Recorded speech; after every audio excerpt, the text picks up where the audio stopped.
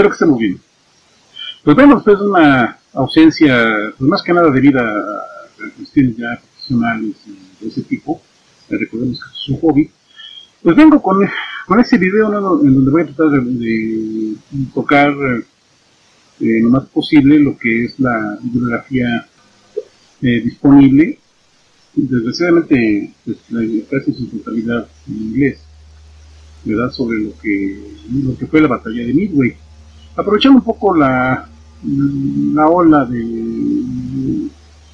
debida a la película de Emmerich, ¿verdad?, que recientemente se acaba de estrenar en cines, por cierto, de la que después hablaré junto con su haciendo una comparativa con la película de 1976, ¿no?, realizada por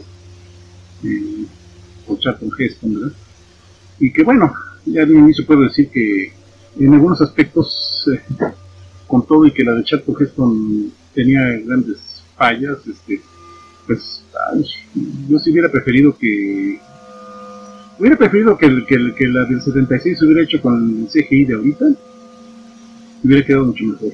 Pero bueno, eso ya hablaré en su momento, ¿verdad? Ahorita vamos a hablar sobre libros, sobre lo que es la literatura disponible. Hay muchísimo material, recuerdo que inclusive hay por ahí un tomo del Naval Institute Press, si no me equivoco, en donde exclusivamente es un libro en sí que trae bibliografía sobre la batalla. O sea, ni siquiera habla sobre, o sea, solamente es un catálogo de libros, artículos, etcétera, dedicados a la batalla de Midway. Estamos hablando de una cantidad de obras sumamente importantes. Entonces, obviamente, pues, yo no tengo todas. Difícilmente habrá, quizás haya una o dos bibliotecas en el mundo que sí tengan más o menos todos esos volúmenes, ¿no? Pero bueno, un servidor, pues, siendo uno bastante friki de esos temas, pues creo que más o menos se ha dado a la tarea de ir ubicando lo más importante, ¿no?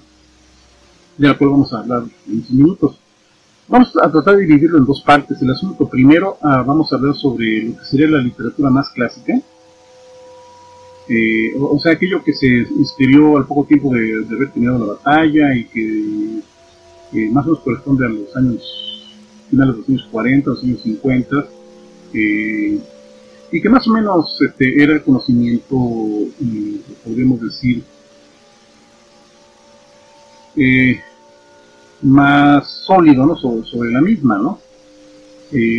Luego hay que decir que ya para los años 80 se empezó a ver cierto redescubrimiento de la batalla y pues hubo nuevas investigaciones que trajeron un poco más de luz sobre ciertos temas que eran un poco, todavía un poco oscuros, o que se habían dado por sentados y resultó que no lo eran, que no eran tan oscuros, o otras cosas que estaban muy por sentado y que resultó que habían sido un poco invenciones, ¿verdad? Esto es una cosa un poco polémica, pero bueno, o sea, que es el chiste de dedicarse un poco a estas cosas, que va uno aprendiendo que, bueno, o sea, van surgiendo nuevas investigaciones, se va encontrando nuevo material, o hay material disponible que nadie ha hecho caso y que, pues, mejora nuestro entendimiento del asunto al final. Y bueno, dentro de la literatura clásica, ¿qué podemos decir? Yo creo que uno de los libros más importantes es el clásico recuento de la batalla, escrito por Samuel L. Morrison, que fue quien escribió la historia semioficial de la historia de las operaciones navales de los Estados Unidos durante la Segunda Guerra Mundial. Ya en su momento, en lo que era bibliografía sobre la batalla sobre la campaña de Guadalcanal, habla al respecto. Este tomo se publica en 1949, inicialmente. Es una reedición de principios de la década pasada, en tapa blanda, ¿verdad? Tengo otros tomos de esta misma colección de otros temas que están en tapadura. Y bueno, Morrison tenía un estilo muy adecuado, o sea, el señor era, todo era académico, también marino, y pues de hecho fue comisionado por Roosevelt a iniciar el conflicto para que escribiera una historia, pues así como se considera, ¿no? Semioficial. En realidad tuvo mucho acceso a bastantes fuentes, y bueno, o sea, en términos generales es buena, muy buena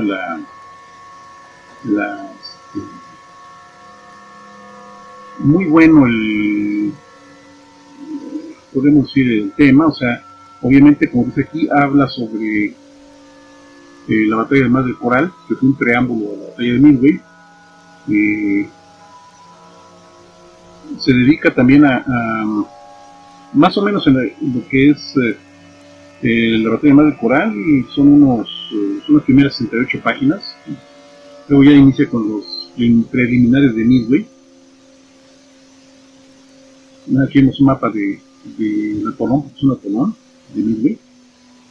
Y luego pues ya el resto de las páginas se nos va sobre hasta más o menos la página 159. Pues el tema de la batalla es tratado de una forma bastante sobria, ¿verdad? Bastante, obviamente, más desde el punto de vista norteamericano, aunque bueno, claro, Morrison se nutrió con los fuentes que había disponibles, que eran compendios, por ejemplo, de recuperados por las autoridades norteamericanas al finalizar la guerra, de datos y informes obtenidos por a los japoneses, ¿no?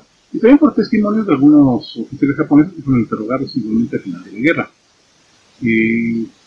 También después se toca un poco la cuestión de las Aleutianas, que fue podemos decir, una campaña coadyuvante, que no diversionaria como se decía en esa época. Y bueno, o sea, se lee bien.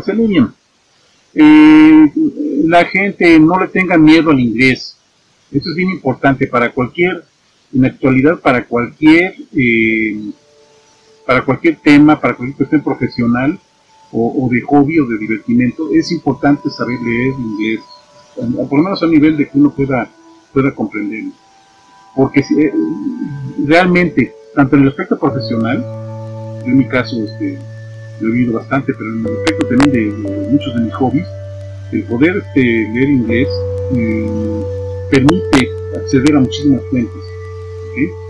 Entonces es un buen consejo, o sea, en la medida de lo posible procuren aprender inglés.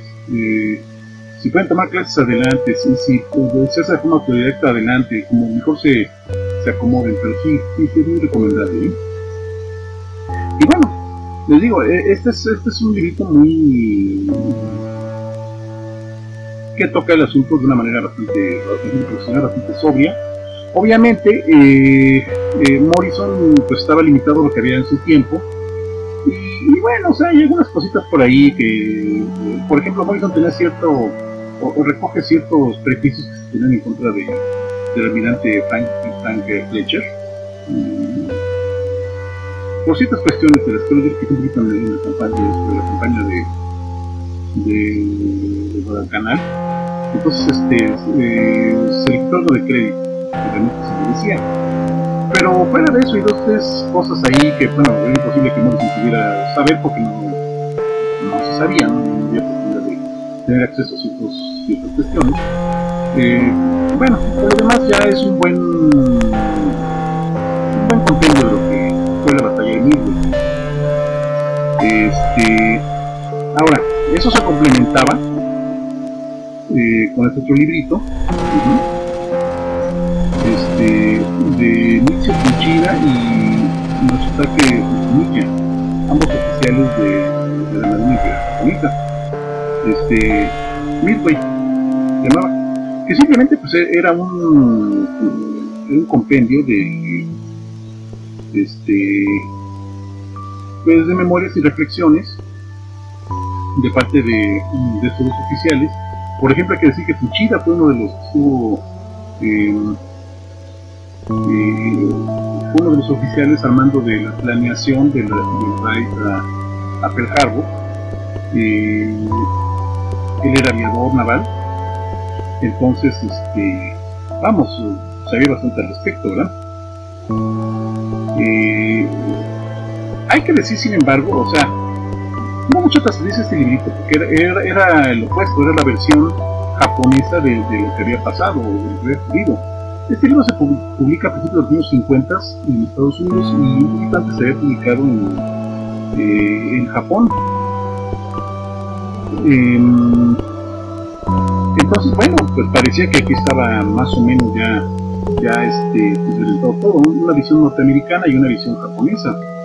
Tanta trascendencia tuvo este librito que todavía a la fecha se sigue usando mucho como referencia. Por ejemplo, recordarán esto, sin ir tan lejos, en la gran crónica de la Segunda Guerra Mundial de Selecciones, el tomo 2, al referirse a la batalla de Midway,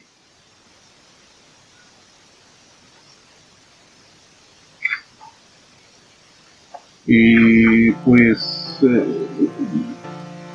se abreva mucho de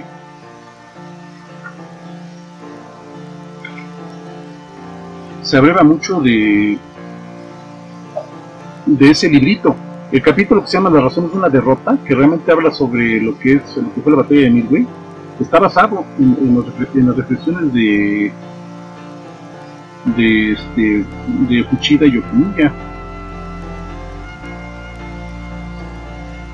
Aquí hablan que en 1951 ya fue publicado dicho libro. Y bueno, o sea, recomiendo para los que no tengan mucho tiempo conseguirse si se puede, esta enciclopedia. Aquí lo muestra rápidamente, en un mapa también muy accesible, lo que fue la batalla, ¿no? Le dedican unas pocas páginas. En su momento era bastante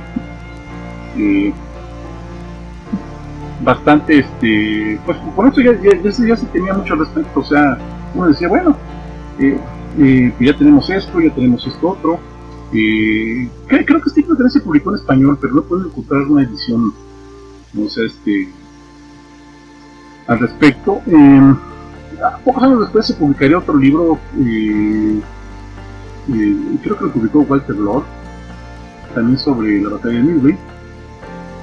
Bueno, o sea, más o menos redondeaba lo mismo, ¿no? O sea, lo mismo que se explicó, o sea, cuáles eran los daños japoneses, cuáles eran sus intenciones, qué les salió bien, qué les salió mal, por qué les salió bien, por qué les salió mal, ¿no? O sea, cómo fue que los norteamericanos más o menos se enteraron de las cosas, etcétera. O sea, por ejemplo, en la enciclopedia de las grandes batallas de Ikea también se le dedica un capítulo a Midway, bastante sobrio, o sea,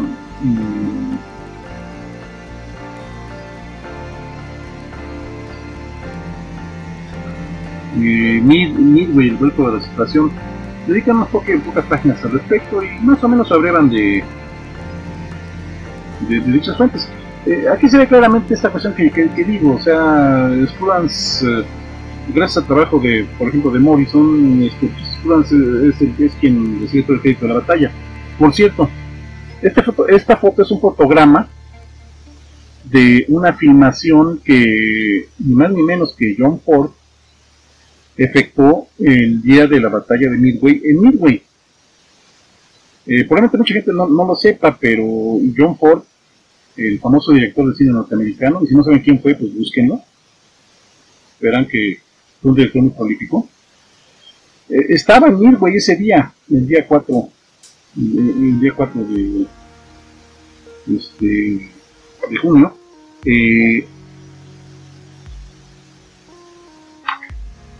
Estaba filmando lo que iba a ser un documental, podríamos decir, poco antes había estado también en el portaaviones Hornet y había tenido oportunidad de hacer filmaciones sobre todo del personal del escuadrón de portaaviones número 8, el BT-8. Entonces, de hecho, con ese material, John Ford después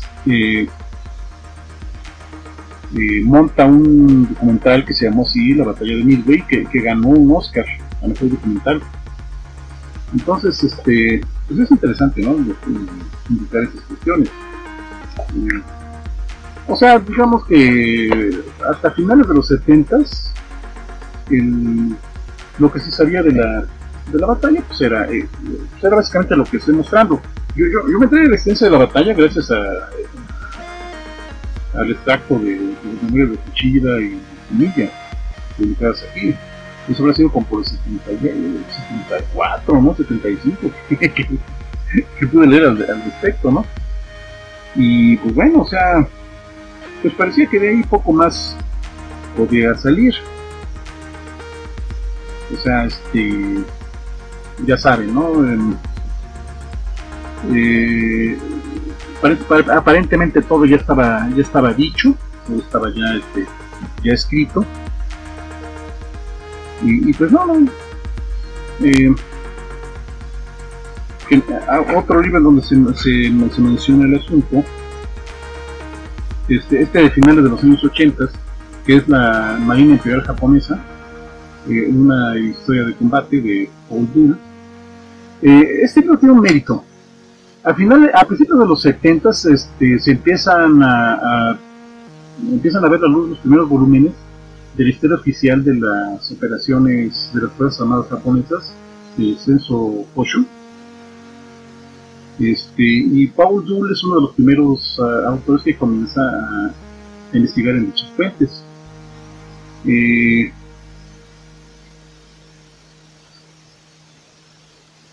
bueno, obviamente no podía quedarse atrás en lo que se refiere al asunto, ¿no? Dedica algunos capítulos a Midway y las Olympianas. Basamos mucho en fuentes japonesas y en reportes de batalla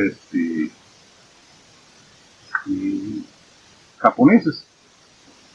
Este capítulo, por ejemplo, el siguiente se llama La batalla decisiva de Yamamoto, porque era lo que Yamamoto quería, ¿no?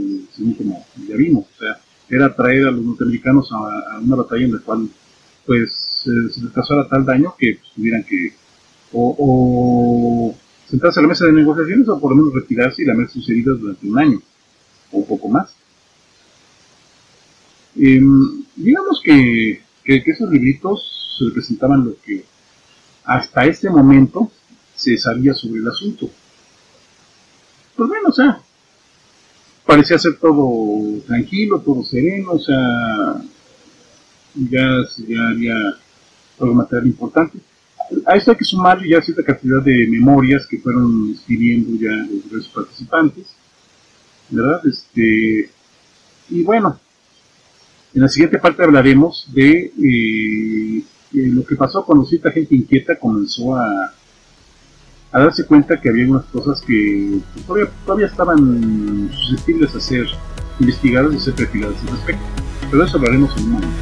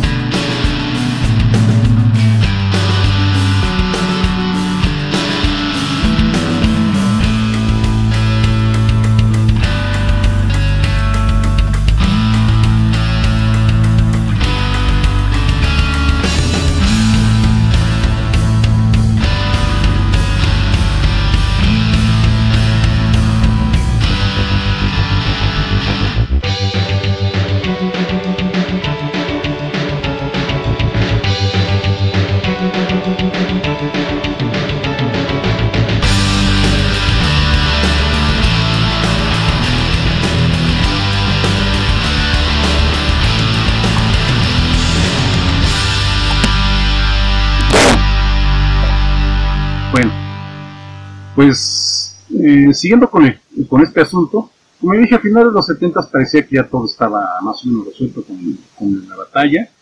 Sin embargo, vienen una serie de cuestiones interrogantes que pues siguen surgiendo por ahí, ¿no? ¿Por qué? Por un lado, o sea, hay tres puntos básicos que estaban pendientes o que algunos historiadores empezaron a darse cuenta que no encajaban en la narrativa de la batalla. Por ejemplo, ¿por qué el grupo aéreo del portaaviones Hornet tuvo tan mala actuación? Recordemos, según la narrativa, podríamos decir, tradicional de la batalla,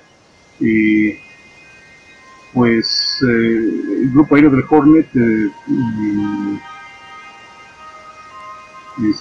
viaja al encuentro de la flota japonesa, pues se suponía que casi en la misma dirección en la cual el grupo aéreo del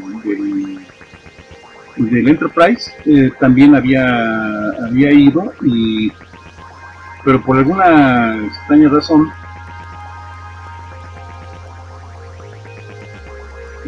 pues jamás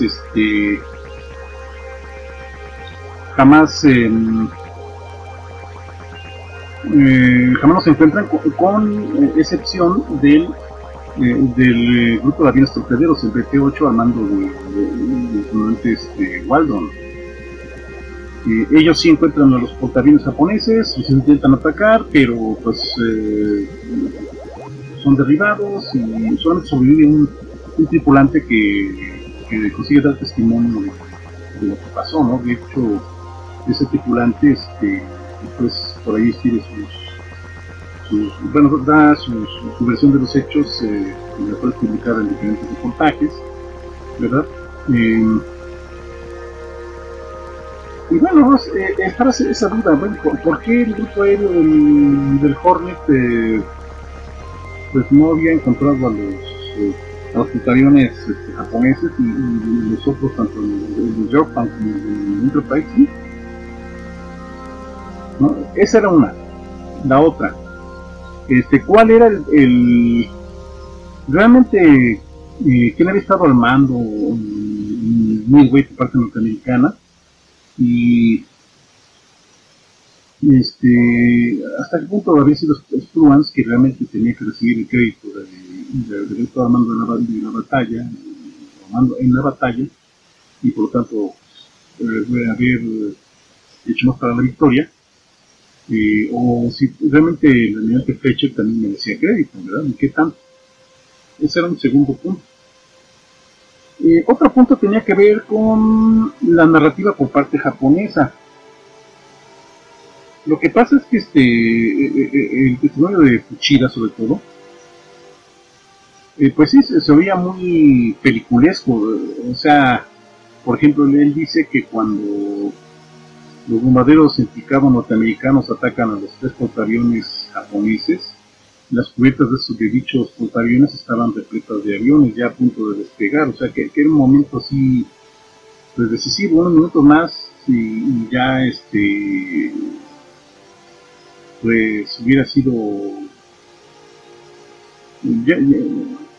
hubieran tirado más problemas los norteamericanos, ¿no? O sea, y otras cuestiones en su testimonio daban lugar a ciertas especulaciones. ¿Por qué? En el caso de esa cuestión del testimonio de Fuchida, algunos autores muy perspicaces empezaron a dar cuenta de que, por ejemplo, las fotografías que se habían tomado de los portaaviones japoneses pues no parecían mostrar demasiados aviones cubiertas. Había ciertas cuestiones en la cronología que a lo mejor no cazaban, etcétera. Pero bueno, había esas tres cosas. Había otros más, por ejemplo, si la operación de las Aleutianas había sido una diversión o era una operación en paralelo, y otros detalles, ¿verdad? Entonces, a mediados de los 80s, el historiador norteamericano John Lawson publica The First Team, que es un recuento de las operaciones navales como dice su título, de Pearl Harbor a Midway por parte de la Marina Embarcada Norteamericana. Y Luzon, ya teniendo acceso a las fuentes ya del Census 8,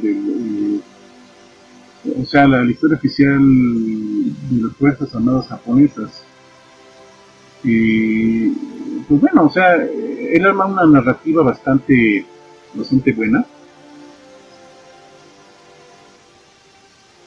respecto a lo que fue el encuentro de Midway. O sea, igual que el libro correspondiente a Guadalcanal, del que ya hablé en el video correspondiente, Lawson pues es un tipo muy detallista, o sea, él desglosa cada operación aérea, cada ataque, cada grupo aéreo, con tripulantes, etcétera, quién iba a dónde, quién iba a qué, quién hacía tal o cual cosa, con tiempos también bastante interesantes, bastante completos, pero de ambos bandos. O sea, él integra lo que es la narrativa de parte japonesa y lo que es la narrativa de parte norteamericana de la batalla. Él se interesaba más sobre todo por la visión de caza, pero también toca obviamente todo lo que es la aviación de bombardeo en picado y lo que es la aviación de aviones torpederos, etcétera. O sea, entonces le da nuevo aire al asunto. Una de las tesis de Luzon es, por supuesto, que la Marina norteamericana en el aspecto de la visión embarcada no lo ha dicho tan mal en realidad, dadas las circunstancias y las limitaciones que tenía en su momento, lo cual pues, creo que lo demuestra bastante bien, y también sienta las bases para inclusive decir que Frank Jack Fletcher en realidad no lo ha dicho tan mal. De él hablaremos un poco más adelante, pero bueno, este libro es bastante bueno. Obviamente en inglés, nunca lo veremos en nuestro idioma, así que por eso conmino a los interesados en el tema a conseguirlo en nuestro idioma. Luego viene La Bomba, el que yo considero que es uno de los mejores libros que he leído en mi vida, y eso se lo debo agradecer a un compañero del foro del Gran Capitán, ¿ah? Ya sabe quién es y me está oyendo. Se trata de Shattered Sword, o sea, la espada rota, la espada quebrada, la historia no contada de la batalla de Midway, de Jonathan Parshall y Anton Tully. ¿Por qué? Porque ellos revisitan totalmente el asunto de la batalla, abrevando de fuentes japonesas, y hacen una reconstrucción de tiempos muy precisa, minuto a minuto de la batalla. Aquí vemos una foto tomada por uno de los B-17 que partiendo de Midway atacaron a los portaaviones japoneses. No había ningún avión en la cubierta. Entonces, haciendo una reconstrucción completa de cómo era el manejo de las operaciones aéreas, aquí viene un cronograma de las operaciones aéreas del grupo de portaaviones japonés. Pues bueno, o sea, ellos llegan a la conclusión de que varias cuestiones sobre la batalla que se querían, podríamos decir, solventadas, en realidad no lo eran. Y que mucho del testimonio del Fuchida estaba un poco, como que había sido escrito un poco con la idea de lavarse las manos de ciertas malas decisiones. Y que no toda la culpa la tenía Nagumo. El nivel de detalle es tremendo, entonces ellos se ponen a mostrar los impactos en cada portaaviones, cómo fueron, pero sobre todo la reconstrucción de los hechos a nivel forense, a nivel forénsico, diríamos, da nueva luz sobre el asunto. Y dejan en claro que vamos, o sea, ni Nagumo fue tan, podemos decir,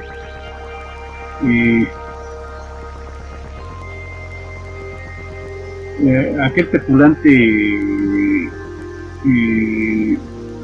que titubeó con cantidad de veces no fue así, de acuerdo a lo que dicen ellos. O sea, ni tampoco todo el plan de la batalla era tan bueno. Vamos, en pocas palabras, ellos prueban y comprueban que desde el momento en que la flota de Nagumo es divisada, ya la suerte estaba echada prácticamente. El efecto acumulativo de todos los ataques sobre la flota japonesa impidió que en ningún momento se pudiera preparar un contraataque correcto.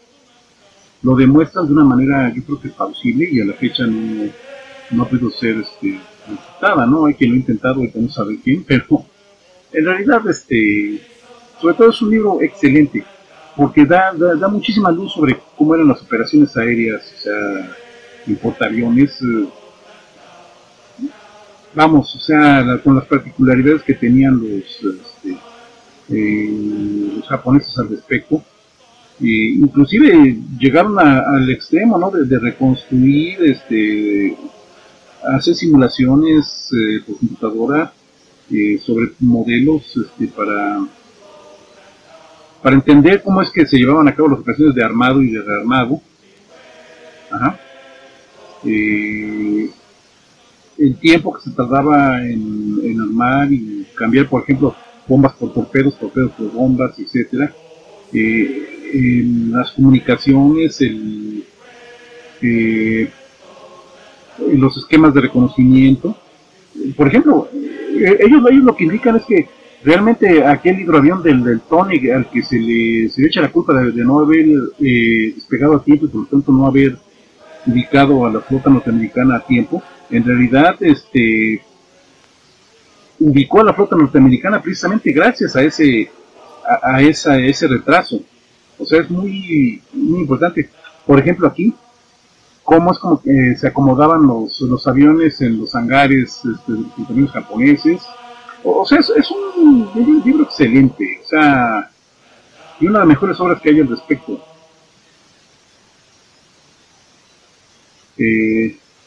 Los aviones participantes, etcétera. O sea, es un monstruo de libro. O sea, más de 500 páginas, cada una con información de lo más interesante. Entonces, este libro se publica ya,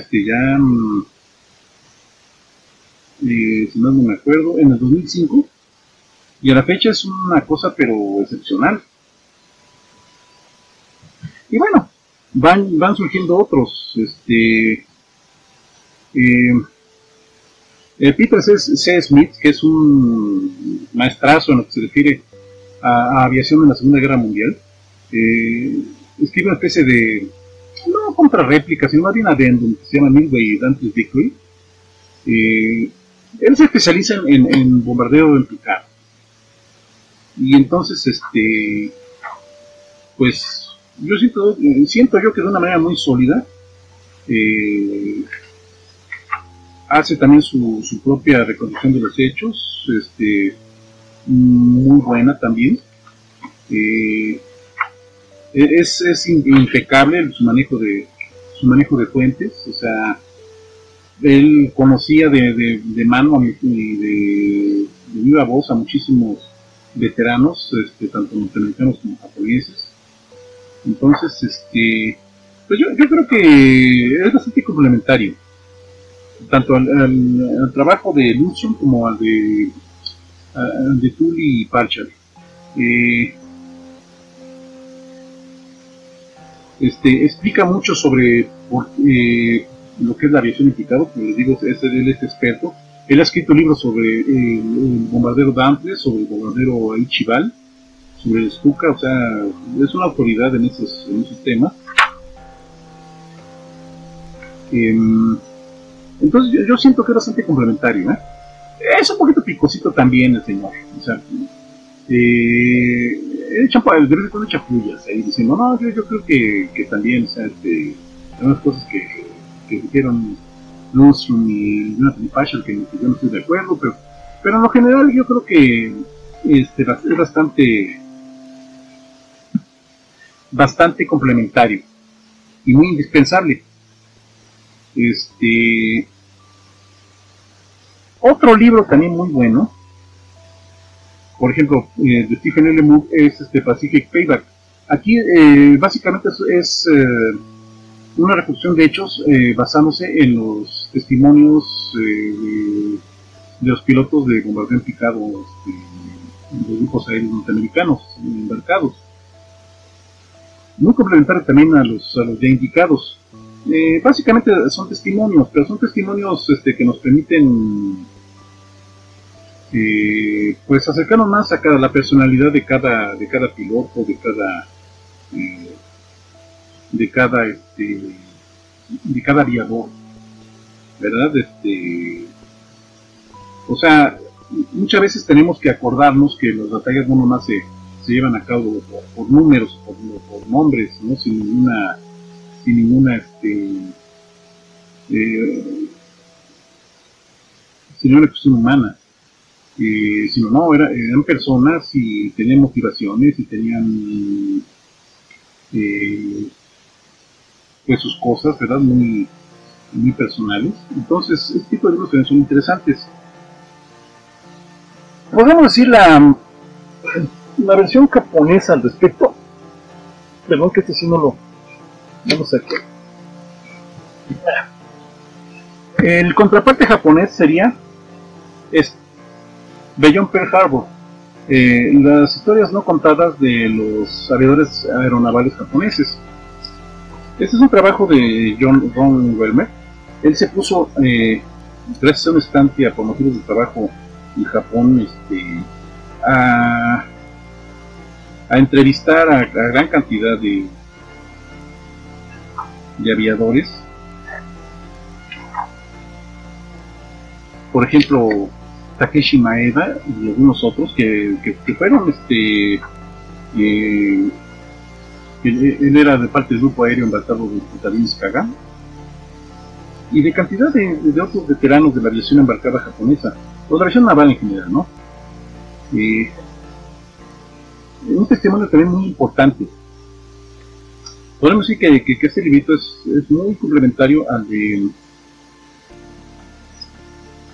de Stephen L. Moore.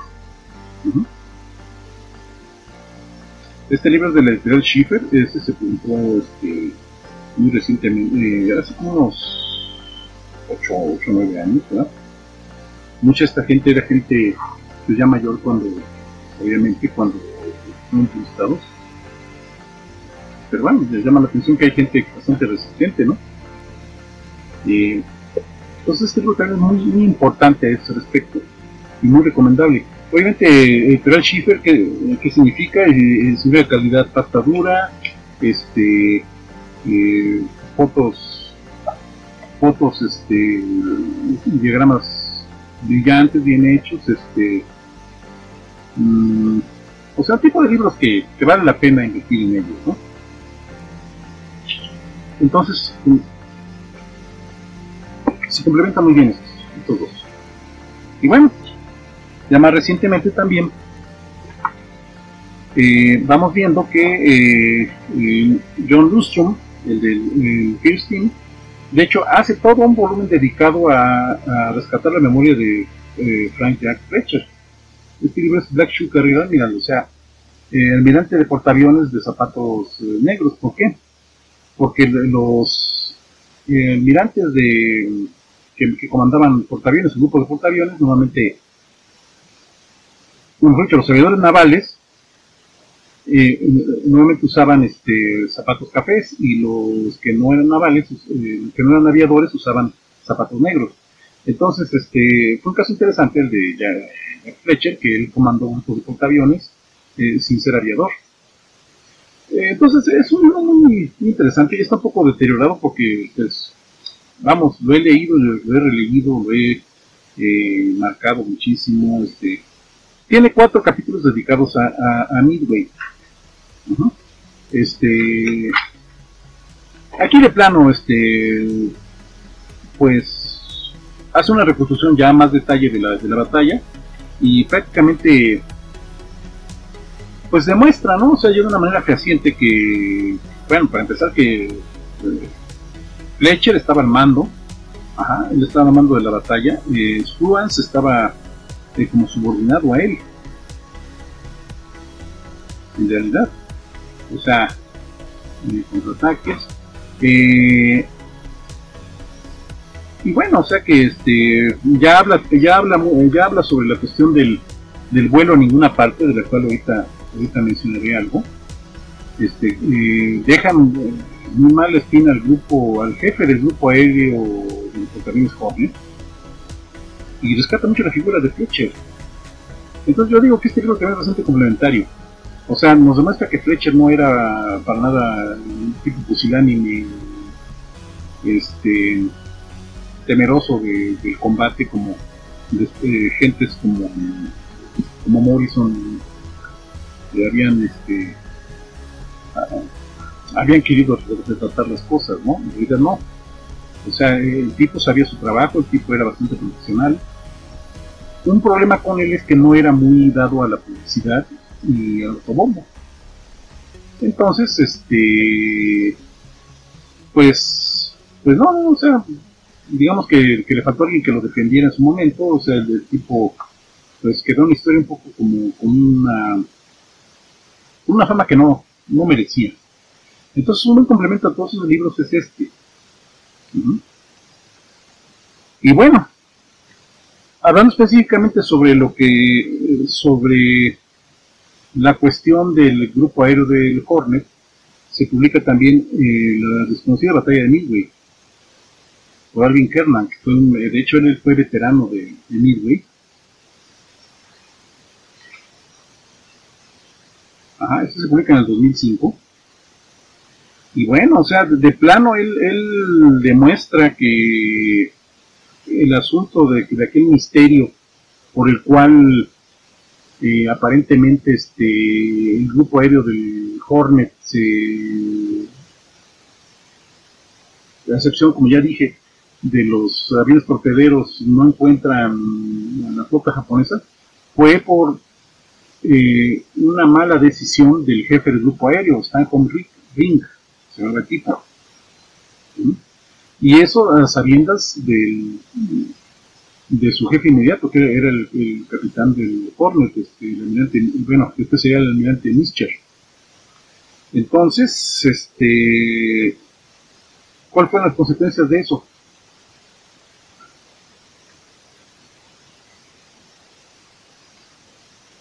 Se les había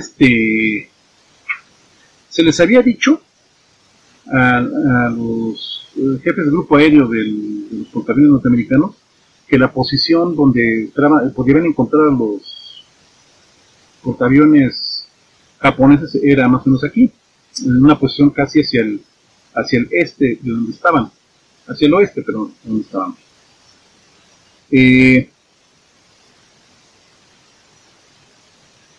Pero el jefe del grupo aéreo, Stanton Ring, decide variar la ruta. ¿Por qué? Pues, sus razones tendría, ¿no? Y aparentemente lo hizo con consentimiento del capitán del Hornet, Mischer. ¿Y qué pasa? El único que no le hace caso es el jefe de los torpederos, Waldron. Waldron se va por su lado. Waldron sí encuentra a los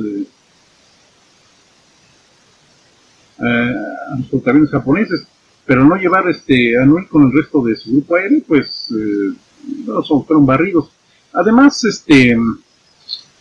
profesor Kernan habla duro y conciso sobre los problemas que tenían los torpedos usados por esos aviones. O sea que, digo, estaban doblemente jodidos los aviadores de aviones torpederos, ¿no? Porque sus torpedos no funcionaron y además tanto el grupo aéreo del Hornet como el grupo aéreo estoy viendo aviones torpederos del Yorktown y del Enterprise, sí consiguen llegar a sus objetivos, pero son masacrados, y sus torpedos no funcionaron. O sea que fue un sacrificio muy pues muy triste, ¿no? Podemos decir. Entonces, en este libro, el autor Kernan deja en claro que, pues bueno, o sea, pues hubo una especie como de tapadera el reporte que se hizo posterior a la batalla por parte de Hornet, cambian la ruta que habían seguido para tratar de cubrir podríamos decir, la metedura de pata que el jefe del grupo aéreo había cometido. No es sino hasta muchos años después, porque además ese reporte fue mantenido casi en secreto, no fue hasta muchos años después que el reporte se dio a conocer que los supervivientes dijeron, bueno, es que nosotros no volamos así, nosotros volamos en otra dirección, la que nos indicó este ring, no era esta. Y bueno, pues, es una cosa que pues llama mucho la atención y que debo decir, en ninguna de las dos películas, ni en la de 76 ni en la de esta reciente, se toma como debiera. En la de 76 se muestra ligeramente un grupo de torpederos de Waldron cuando son masacrados, ¿no? Y un poquito antes, uno de ellos comentando sobre Waldron que les había dicho que él sí sabía dónde iban a estar los aviones, ¿no? Ellos merecen todavía su propia película al respecto. Y bueno, finalmente yo diría que todo este conocimiento del que hemos hablado se ha coronado con la batalla de Midway de Craig T.L. Simmons, que es un librito bastante conciso, un poco más de 400 páginas, donde todo lo que he mencionado, incluyendo las últimas correcciones que ha habido respecto al vuelo a ninguna parte y esas cuestiones,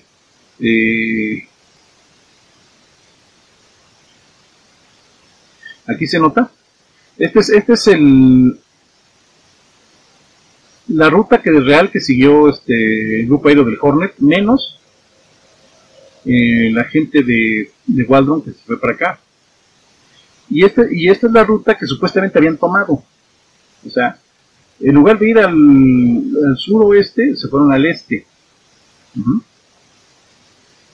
El vuelo a ninguna parte, dice The Flight to Nowhere. O sea, ese tipo de cosas son recogidas aquí en este libro. El ataque en Yorktown, el ataque a los campeones japoneses, el ataque de los escuadrones de aviones torpederos. Toda la batalla viene aquí manejada de una manera bastante buena. Creo que prácticamente todos los libros que he mencionado aquí, afortunadamente están escritos son en inglés, están escritos en un inglés bastante accesible. Entonces vale la pena tomarlos. Mención especial me merece el libro de John Prados, que es Community Decoded. Es la historia secreta de la inteligencia norteamericana y la marina japonesa en la Segunda Guerra Mundial. John Prados es un experto en inteligencia, obviamente, y entonces él es, trata de una manera bastante, creo yo, bastante adecuada lo que fue la batalla de Midway desde el punto de vista de la inteligencia, que es algo bastante, como ya sabemos, fue bastante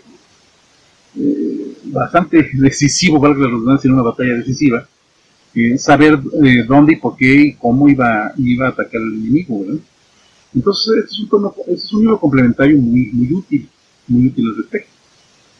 Y bueno, pues como vemos nuevamente, pues hay bastante material del cual echar mano, ¿verdad?